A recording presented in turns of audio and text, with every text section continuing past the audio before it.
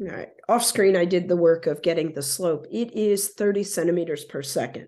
I traveled from 0 to 180 centimeters over time 0 to 6 seconds. All right.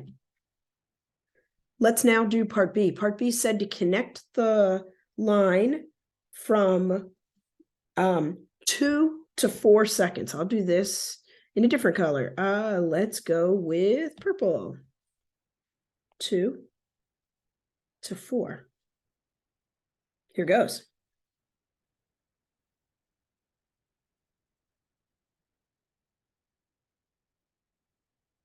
That's part B. We've been asked to find the slope of this line as well.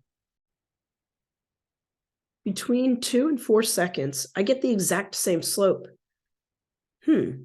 That's interesting. It can't possibly be a coincidence, right? I mean, like, why would I be making a video about this? So there's one last line that we've been asked to find the slope for in part C, and this involves a new vocabulary word.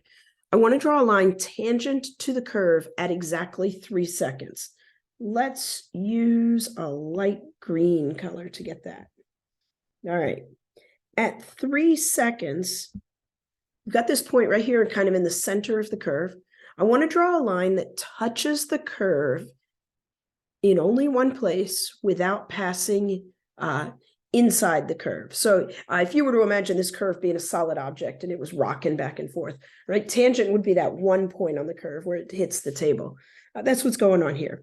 So I'm going to draw this as best I can.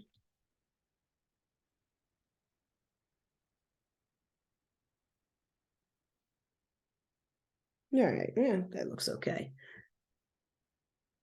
When doing one of these tangent lines by hand, I recommend always using a straight edge.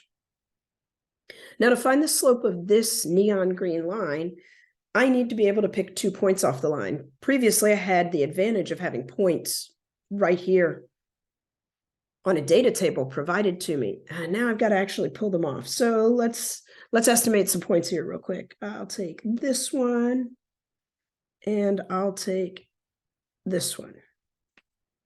All right, so this one is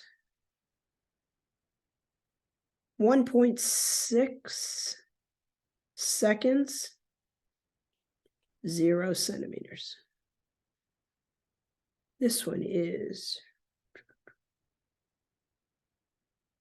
3.8 seconds,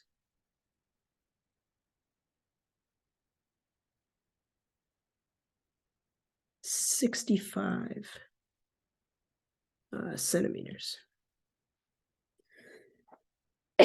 All right, let's find the slope. All right, so I found the slope between those 2 points over here. That answer came out to be 29.5 centimeters per second. I'm going to take advantage of rounding because it helps me prove a point.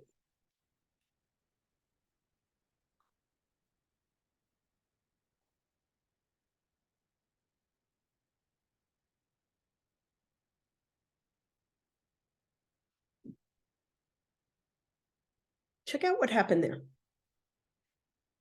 I took 2 average velocities by finding the slope of the line for an object that was accelerating, for the slope of the line between any 2 moments in time. First 2 are average velocities.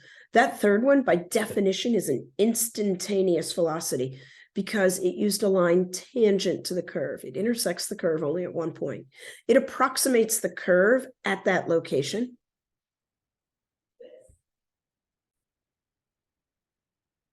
And all 3 of those slopes have the same size.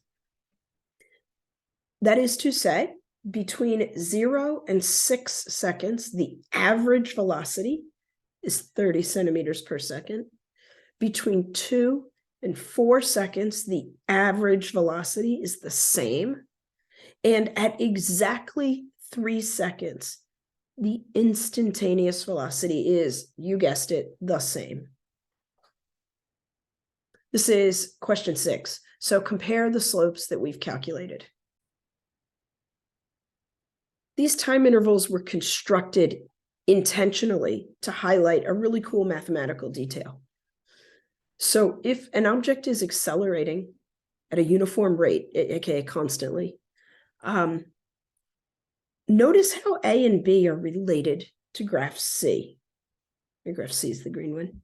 All right, how are A and B related to C? What do you notice about them? Like, why did I pick those time intervals?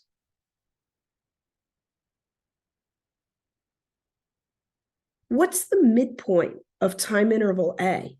0 to 6 seconds. What's the middle of that? What's the midpoint of the time interval between 2 and 4 seconds?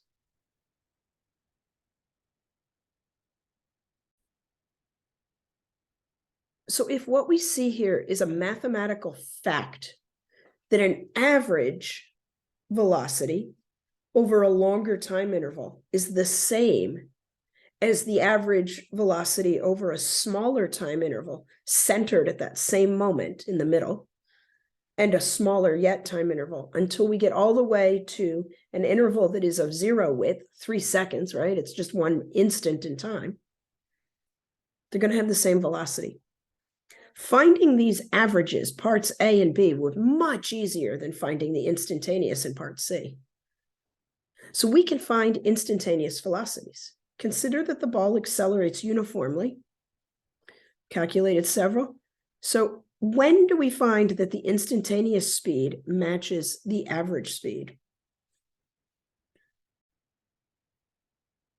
It's going to be when the instant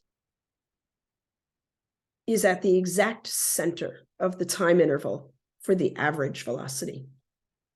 So really, really cool mathematical fact lets you find the instantaneous velocity at any moment in time if you know something about the object's motion, in particular if you know where the object's located.